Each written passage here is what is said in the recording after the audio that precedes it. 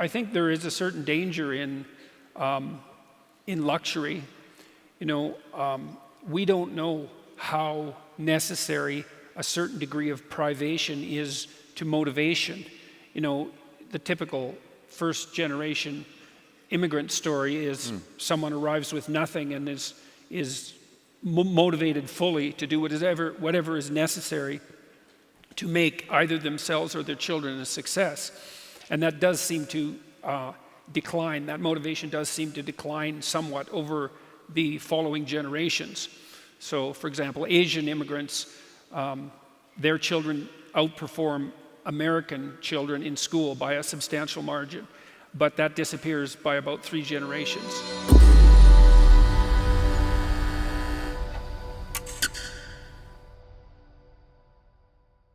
There's this saying that says, tough times produce strong men produce good times produce weak men produce tough times. Yes. If that's the truth, which phase are we in today?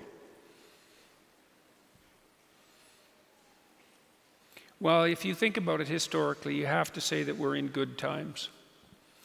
I mean, that doesn't mean everything about the current times are good, and of course life is always tenuous and difficult, but it's 1919. If you go back 100 years ago, imagine what the last 5 years would have been like, right? The entire world was encapsulated in a terrible war. The trench warfare was absolutely brutal, and that was a 5-year period, and then that was followed by the Spanish influenza, which killed 120 million people, and so I'd rather be here now than there then by a substantial margin. And I think life is never easy, even under relatively positive conditions. But I would say that it's very difficult to make the case that we're not in good times. And I especially think that's true if you look at the world globally. The American working class, and maybe the Western working class in general, paid a very large price for enriching the rest of the world. China's come up in a miraculous way in the last 40 years. South Korea, India, while all of Southeast Asia, and increasingly Africa too, because the fastest growing economies in the world are now in sub-Saharan Africa. And that's produced a tremendous competition for working class people in the West. But speaking on a global level, there's never been a better time for the majority of people to be alive. And the future, although we're vulnerable and terrible things can always happen to us, it's hard to make a case that the future doesn't look comparatively positive. We're becoming extremely technologically sophisticated, and the world is changing at an incredibly rapid rate, and the only way we're going to be able to manage that in a positive way is if each of us, or as many of us as possible, are capable of making wise and careful and truthful decisions. And if we do that, then, maybe things can continue to improve. The rate of absolute poverty in the world has fell by 50% between the year 2000 and the year 2012.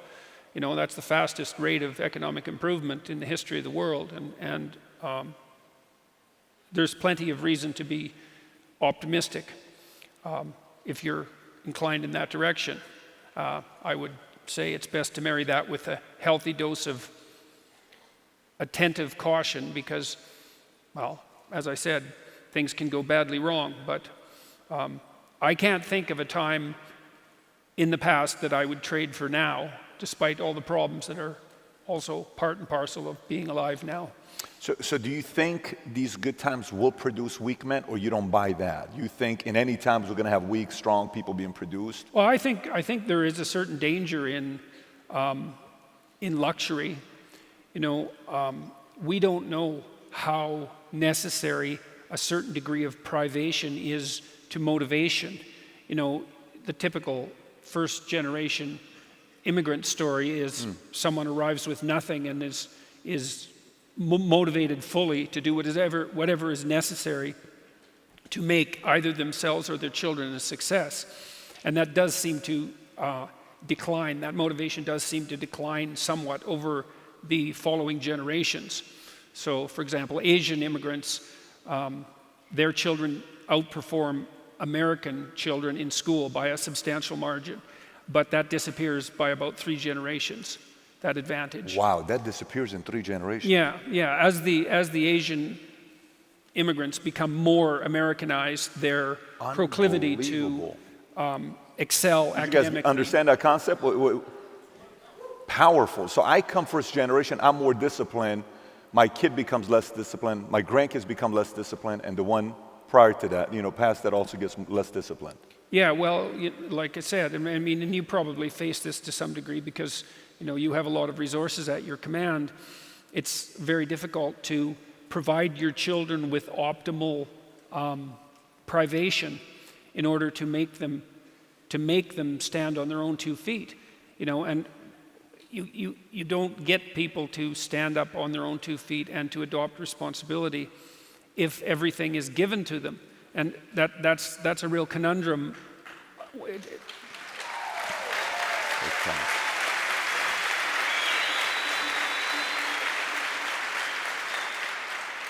Well, it's a real conundrum as you become successful because you're in a situation where if your children ask you for something, there's no formal reason for you to say no, because you can provide whatever is being requested. But by doing that, you steal from them the opportunity to generate that for themselves. And that's, I suppose, one of the dangers of one of the dangers of prosperity. What that does to people over the long run, I don't think we understand well yet because most people haven't been prosperous for very long, right? There's been plenty of privation to go around, and of course there still is in many, many parts of the world, including in the United States and in the West. Do you think we're getting softer and more sensitive? Do you think in general, especially America, because America's been successful now for quite some time, we're constantly growing.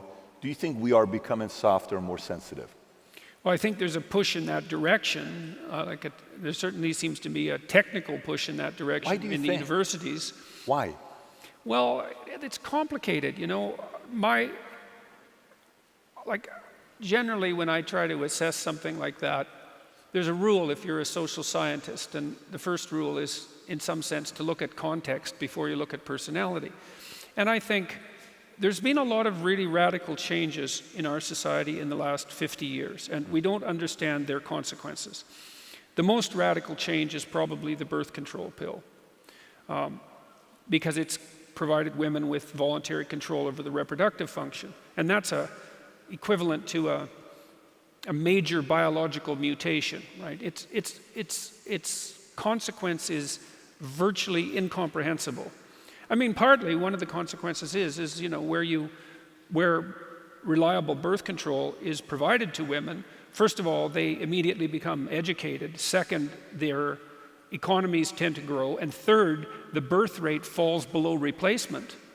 And then all 3 of those factors are monumental, so perhaps especially the third, the falling of the birth rate below replacement, which is the case in virtually every country in the Western world except the United States. Softness. Well, look, we don't know exactly what the optimal conditions are under which you toughen up, let's say. Most children now have older parents, right? Because people aren't having children until they're in their 30s. And there's a big difference between having a parent who's in his or her 30s and having a parent who's in his or her 20s. Yep. The 20-year-olds are still kind of like kids, and they're going to be more usefully neglectful, I would say. Well, look, one of the things we used to do with my daughter when she was very little was, she was about 1.5 years, is we'd have her in a room alone, and she would usually complain about that for a few minutes, and then she'd find a way to amuse herself. She liked to take books out of shelves and put them back in, and if you let her get through that initial bit of misery, then she would learn how to regulate herself, and she got very good at that. So that's a good example of minor privation having a positive influence. But children used to have multiple siblings, And siblings toughen you up because there's tremendous competition in families among siblings. And they had younger parents who had fewer resources. And, now parents are older, first of all. And second, they're more resource rich. And so they're more likely to schedule their children to death in some sense to provide them with all the opportunities that they feel would be useful. And that's understandable. And plus, because they have fewer children, each child is in some sense more precious. Not like if you have 10 children, you don't love all of them, but there's 10 of them. There's only so much excess attention that can go around. And they do a lot of socializing each other rather than being socialized by parents. But if you only have one child, you're going to devote all your resources to providing them with absolutely everything you can provide them with. And one of the dangers of that is that you'll overprotect them and you'll provide them with too much. And we don't understand those dynamics, right? We don't understand how much you should stay hands off your kids and let them go out there and make their own mistakes and find their own way. And that's tricky, and we're ignorant about it. And so I think one of the consequences of that is that we do have a reasonable percentage of young people, maybe young adolescents, the kind that you hear about at university, who have been overprotected and overscheduled and under-challenged in some sense. We extend that overprotection far longer than is helpful. It's hard though, because as I said, when you have resources, you can use them to make your children's lives, let's say, easier. But the question is, do you really want to make the life of someone you love easier? And that's an incredibly difficult question.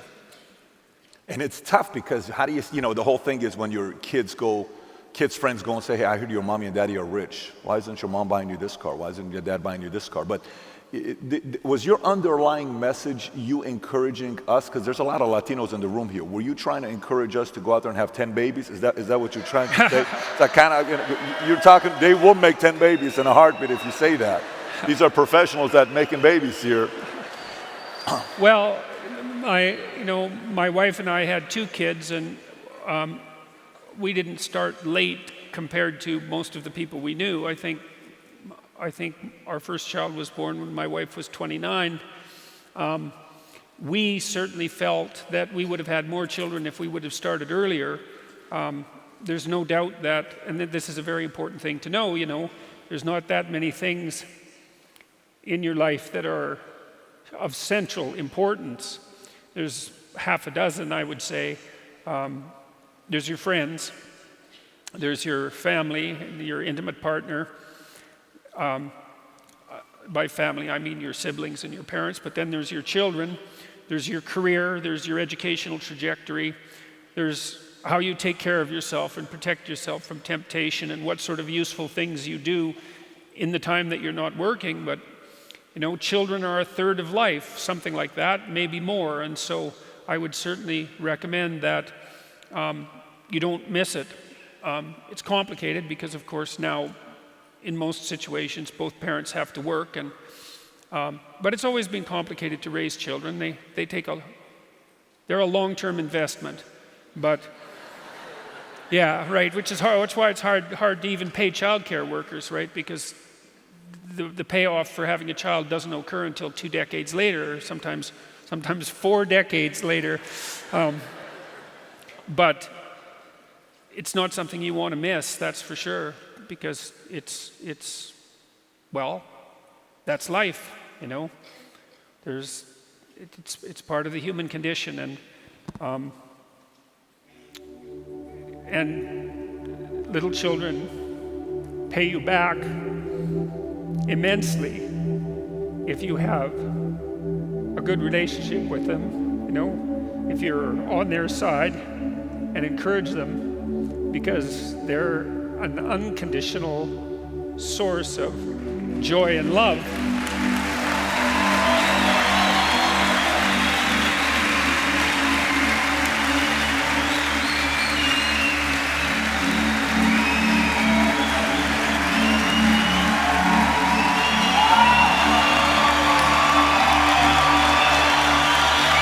Powerful.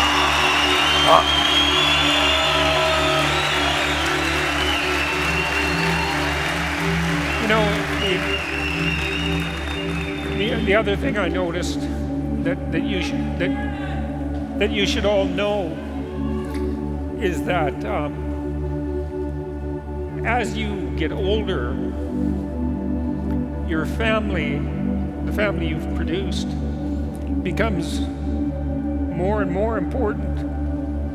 You know, so we teach young women in particular that the fundamental goal of their life is going to be their career. And, you know, first of all, most people don't have careers, they have jobs. And those are very different things. But you're not a very happy camper, so to speak, if you're 45 and you have no one, and it doesn't go upwards after that. So don't miss it.